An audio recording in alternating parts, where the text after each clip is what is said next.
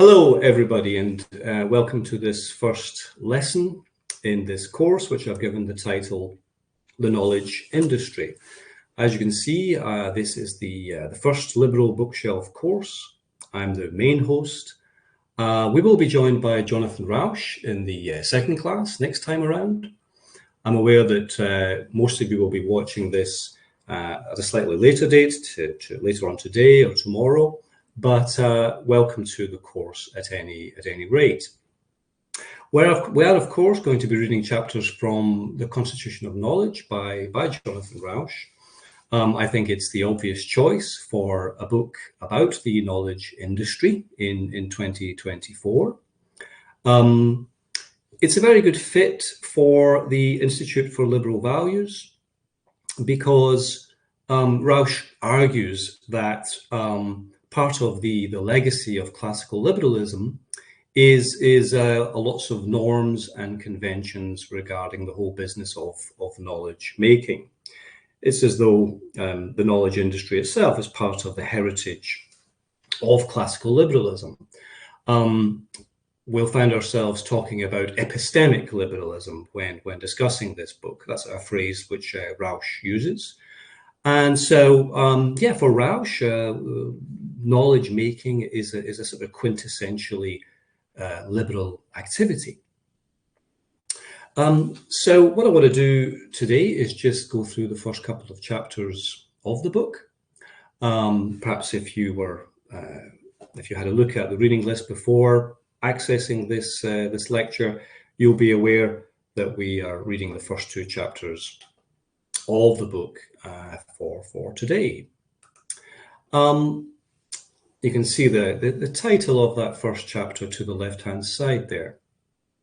So in chapter 1, Rauch begins with Plato, thereby generating a sense of what an ancient conversation this is, this conversation about how we create knowledge.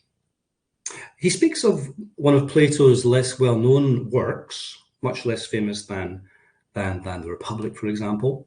The work is called Theaetetus, and he introduces it as an early work in the field of epistemology, or the study of how knowledge gets made.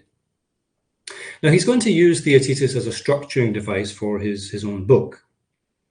In Plato's book, Socrates dialogues with a young man about the nature of truth-seeking and the seeming impossibility of arriving at truth. Rauch will return to this figure in his final chapter, although where in this chapter he compares himself as student to the young Theaetetus, in the later chapter, at the end of the book, he will play Socrates to an imaginary student's Theaetetus, so switching roles between the beginning and the end of the book. Also of interest in the very beginning of the book is the fact that Rauch shares with us right away that his induction into what he calls the Constitution of Knowledge and what he calls the reality-based community was not actually via university research, but via his first and, I guess, principal vocation in life, which is journalism. Later in the book, he will argue that the Constitution of Knowledge is not only the code governing research, it also accounts for the proper modus operandi in other domains, the judicial system, government agencies, and journalism proper, on top of research. Each of these is reality-based in Rauch's view.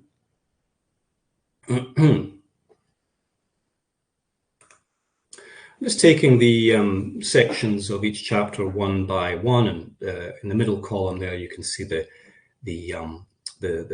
titles that Rauch uses in each of these chapters. So still on that first chapter, Rauch turns his attention to what he calls an epistemic crisis, and he's talking about an epistemic crisis of our times. Rauch's book, I should have said, is from 2021, but it feels very topical, I must say. Indeed, it's going to feel like a very timely read. In this section, there's a lot about Trump's campaign in 2015 and subsequent presidency. and how an epistemic crisis was partly precipitated by that presidency and by Trump's supporters. And here Rauch addresses the issue of disinformation for the first time. Rauch is of the view that a particular interview with Trump reveals the nature of the problems he wants to address in his book. The moment in question is quite meta. It's not about an occasion where Trump lied, but when he passed judgment on a previous example of mendacity in public life. An interviewer speaking to Trump in 2004 recalls how Dick Cheney had suggested that if the Democrats were to win the 2004 election, there would be a major terrorist incident.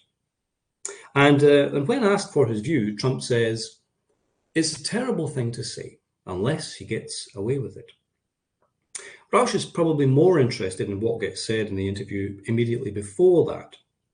There, Trump speaks admiringly of a particular example of what he calls spin.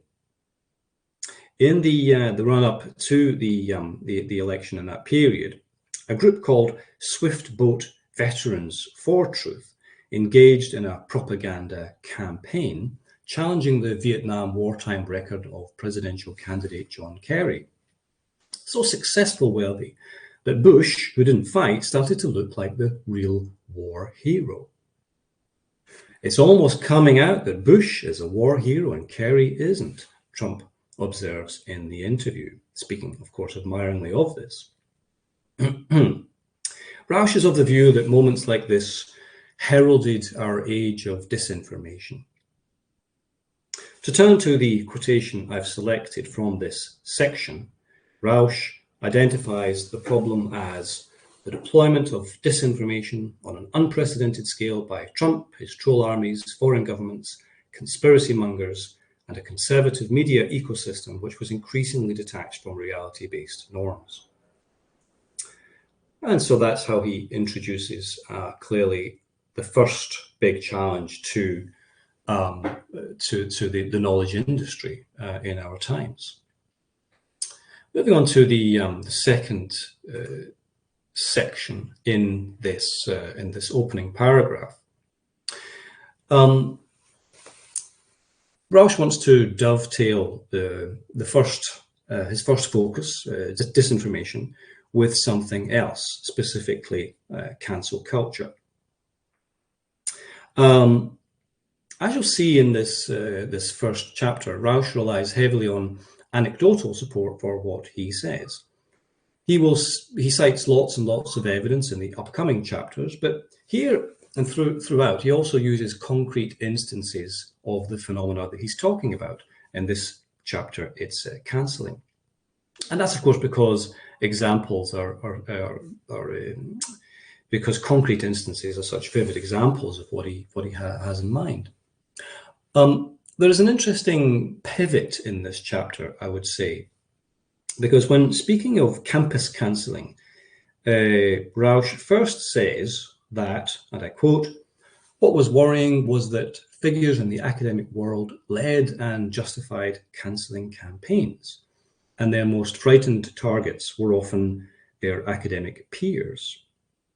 But then he changes tack, which is quite striking, and makes the claim that it is the students, presumably radical students, who are in the vanguard of this trend of cancelling. He says by the mid-2010s, the complexion of the problem had changed. Both in academia and outside of it, the problem had come to look less like censorship and more like censoriousness, which is to say a combination of conformity and intimidation. Students said they were worried less about speech codes than social pressure, mostly from their peers, not professors. Still in this section, foreshadowing another theme he will address in the book, Rauch concludes the section by turning to how cancel culture helps the political right. He has in mind a sort of radicalized right, of course, an illiberal right. Cancelling, he says, and I quote, "chilled dissent on the centre and left, but it was a godsend to trolls on the right." Finishing off the section with a warning about the unintended, unforeseen consequences of cancelling. The next section is called The Strangest Best Idea Ever. Here, Rauch sheds light on how his book relates to his earlier work on the knowledge industry and why there was a need for a new volume. His earlier work, predating the Constitution of Knowledge, was, of course, Kindly Inquisitors. And he says, I came to believe that the framework of Kindly Inquisitors, while it had held up well, could be strengthened by paying more attention to the institutional and communitarian foundations of collective inquiry. But institutions and norms are hard to see, he adds, flagging up the need for his own study. Next, Rauch shares with us a sense of his big idea in this book, which is that there may be a useful analogy between how we govern and how we produce knowledge, between political liberalism and epistemic liberalism. His book, he states, proceeds by way of an extended analogy between the United States Constitution, not just the text of the Constitution on paper, but the institutions and norms which embody the Constitution in action, and the Constitution of knowledge, by which I mean the rules which define liberal science and organize the reality-based community. And at the end of that section, Rauch briefly rehearses some analogies between the two in a wonderful section, which I won't even try to paraphrase.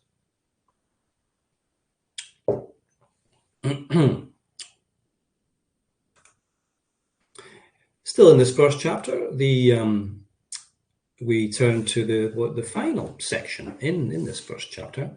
Walk to Reality is the title he gave it. And in this section, Rauch tries to anticipate and refute the idea that he's a doomster exaggerating the threats posed by disinformation and cancel culture.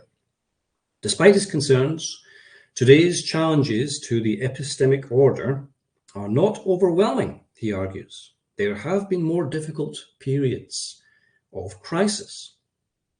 You can see down the right-hand side exactly what he says about that. Beginning, I am not an alarmist. Rauch also alludes to a duty we face today in this end section of the first chapter. And it's all about defending the right of people to hold opinions other than your own. I quote, obnoxious, misguided, seditious, blasphemous, and bigoted expressions deserve not only to be tolerated, but of all things protected. And he goes on to say that, and I quote, those of us who favour it, and also our children, and also their children, and their children, will need to get up every morning and explain and defend our counterintuitive social principle from scratch. The good news for us, the readers, is that the book we are reading rehearses such a defence, specifically in chapter 7. And so we're going to get a bit of assistance from Rauch when it comes to defending free speech in social situations. And that brings us to the end of that first chapter.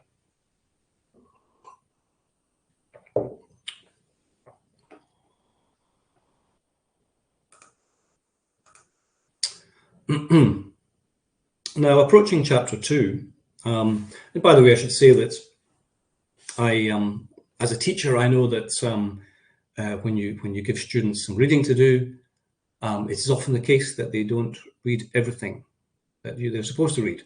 And so when teaching, I'm used to speaking simultaneously to those who have read the text and those who have not. So I do hope, I hope there'll be something, if you haven't read the chapters yet, then hopefully this mini lecture will serve as a good introduction to the chapters. The structure of chapter 2 is really important, and I'll just begin by saying something about it. In this chapter, Rauch turns his attention to the towering difficulty of becoming knowledge producers, rather than people who just sign up to creeds. He wants to do justice to the scale of the challenge, so he dedicates virtually an entire chapter to this theme of just how difficult it is to to become knowledge producers. The good news for us is that it's not simply a matter of challenges. In the sort of finale section of this chapter, Rauch points out that despite all the difficulties, we do successfully generate knowledge and improve the world around us. So the first titled section of this chapter, as you can see, is called "Reason is the Slave of the Passions," in speech marks, because it's a quotation from David Hume. And in the first main section of this chapter, Rauch sort of updates Hume with the help of the social psychologist Jonathan Haidt. And the aim is to be brutally honest about our ability to reason things through, so that we understand the scale of the challenge when it comes to the exercise of reason and the production of knowledge. Drawing on Haidt, Rauch argues that reason evolved not in such a way that human beings became efficient truth seekers, but in such a way that we became persuaders. If I might reference a much lauded TV series, in the end, we're all madmen, according to Haidt and Rauch as well. Moreover, we are often prepared to put our reputation and social integration ahead of what we take the truth to be. So some formidable obstacles to the sort of disinterested pursuit of truth. The situation is not hopeless, Rauch suggests. Reason can also prevail. The problem is that it does not prevail all the time. And of course, ideally, it would prevail when divisive issues are our focus. But that, it turns out, is when it is most likely to fail, observes Rauch.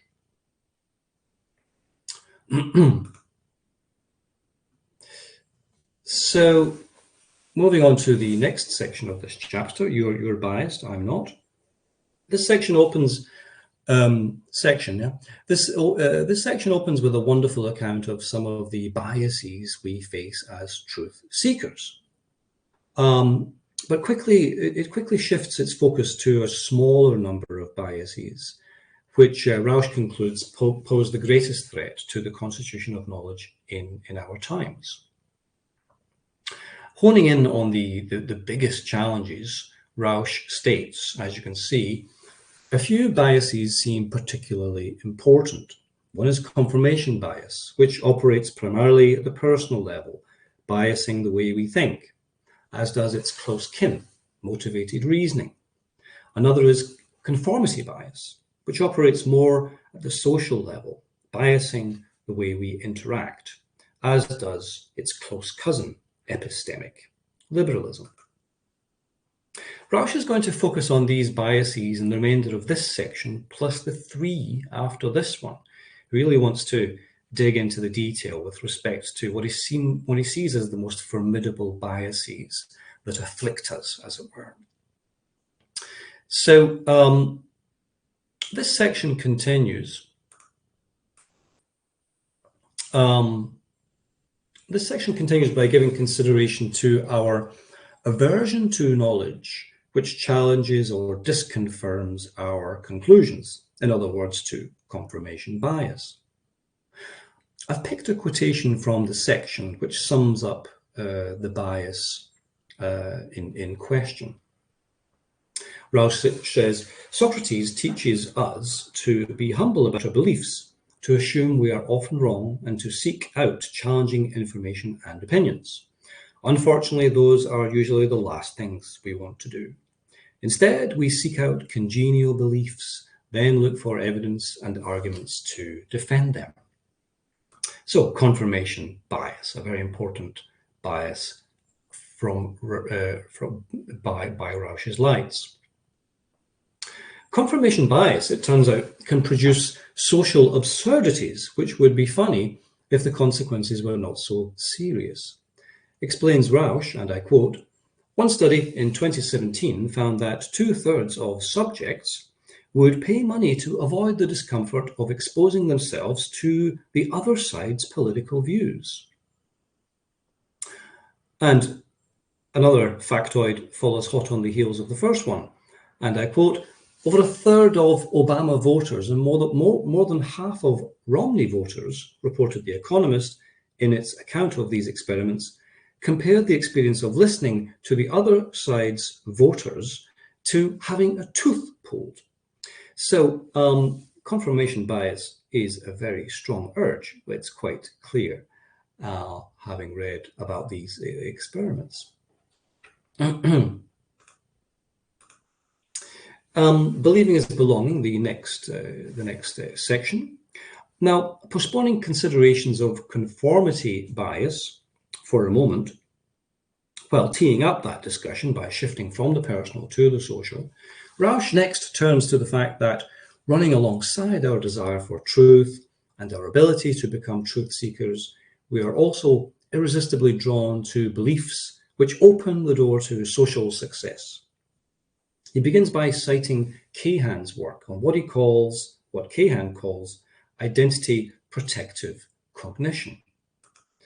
And I'm going to read that quotation, which I've got running down the right-hand side there. What matters most from an evolutionary perspective is not that a person forms beliefs which are true, it is that she forms beliefs which lead to social success. In effect, what matters most is not what I believe or what you believe, but what we believe. The Yale University psychologist and law professor Dan Kahan has proposed a compelling model based on what he calls identity protective cognition. Breaking with the group, continues Kahan, carries the prospect of losing all manner of peer support. So again, another obstacle in the way to this whole business of disinterested pursuit of the truth. The next section, echo chambers and confirmation loops, Rauch switches the focus to conformity bias. This section is about how, and I quote, our beliefs, our reasoning, even our perceptions are contagious, often regardless of whether our beliefs, reasoning, and perceptions are steering us toward truth or error.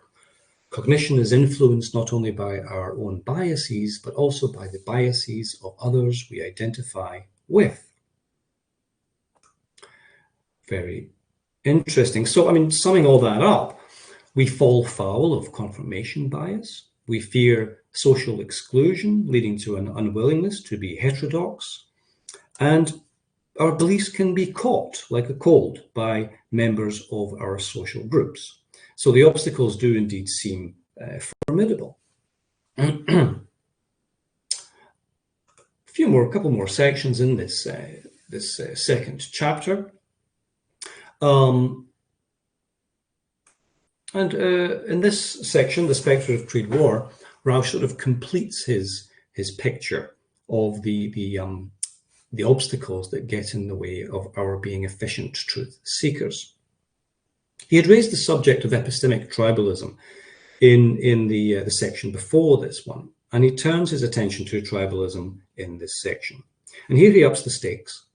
Throughout history, the existence of opposing creeds has often resulted in hot war, wars of religion being a case in point. Of course, it seems for a moment as though Rauch is going to float the idea of civil war in America. But he changes tack a little bit here, because his view is that in our times, and I quote, creedal conflict generates not civil war, but low-grade, simmering forms of creed war, where the result is ungovernability. You can see the full quotation to the right of that slide there. And going on to invoke Hobbes, he says that the current situation, and I quote, is like a reversion to a Hobbesian epistemic order, a war of each tribal reality against each other. So, I mean, he's painted a pretty bleak picture, of course, across these different sections. But as I suggested earlier, this is all leading towards a declaration that the situation is not hopeless, and that, especially on account of the strength of the constitution of knowledge, these different limitations on our ability to acquit ourselves as truth seekers, they are surmountable. There is a path past Hobbes, Rauch suggests. So he begins to sound positive notes now after his in-depth discussion of the difficulties of truth-seeking and the dangers of creeds. He turns to the scholar Hugo Mercier, who in his Not Born Yesterday claims that, and I quote, "Evolution has tuned us to be good at sorting through large amounts of information and rejecting what is wrong and harmful when that is to our benefit." Rauch then turns to the importance of our having the right institutions if we're going to have an efficient knowledge industry. And I quote, "Whether and where and how much of the time we think well thus depends crucially on the design of the social environment in which we find ourselves. To paraphrase the point more bluntly, it's the institutions, stupid." So how can we create a social environment which increases rightness and reduces wrongness? That's kind of the guiding question for Rauch in his book. That brings me to the end of my discussion of these first two chapters, but I do want to provide you with a foretaste of the two chapters that you're reading for next time. They're the most important chapters in the book, I hasten to add, because it's in these chapters that we get a sense of what the constitution of knowledge actually is. Chapter 4 is about the constitution of knowledge, what its conventions and checks and balances are. And chapter 3 is about the historical process whereby the constitution of knowledge came into existence. So just to briefly provide you with a foretaste of what these upcoming chapters are about. The third chapter deals with the foundations which enabled the creation of the constitution of knowledge. Rauch's master narrative is probably liberalism rather than enlightenment, strictly speaking. And in this third chapter, he posits three liberal orders: the epistemological, political, and economic, championed by Locke, Madison, and Adam Smith, respectively. Against this backdrop, he goes through a potted history of epistemology and what he calls liberal science, which begins with Locke, as well as Montaigne and Bacon, before proceeding to other luminaries in this crucial focus in the history of ideas: John Hume, Karl Popper, Charles Sanders Peirce, and the Scottish natural philosopher James Hutton, not to mention Michael Polanyi and Thomas Kuhn, amongst others.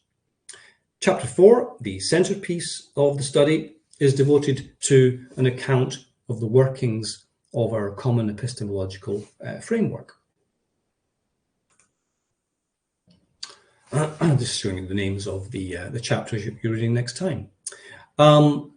Yes, so chapter 4 is devoted to an account of the workings of our common epistemological framework. Interestingly, Rauch argues that the Constitution is not simply the code governing research, it's also the rule book for the judicial system, government agencies, and journalism. A number of points you're going to see emerge as key to his elucidation. One is the fallibilist rule, another the empirical rule. Both of these are central to the operations of the Constitution. Rauch goes on to speak about how the marketplace of persuasion is a better concept than the marketplace of ideas. He goes on to speak about the fact that the Constitution is characterized by commitments ranging from accountability and pluralism to civility and no bullshitting. And he begins and ends the chapter by fleshing out the parallels between the Constitution of knowledge and the US Constitution, concluding that just as the US Constitution relies on a whole set of societal norms and values, so the epistemological Constitution requires favorable background conditions, specifically different types of assenting attitudes. So it's a feast for the brain, if you like, the upcoming section of the book, chapters 3 and 4. I'm sure that you'll enjoy this magnificent iteration of the history and nature of epistemic liberalism.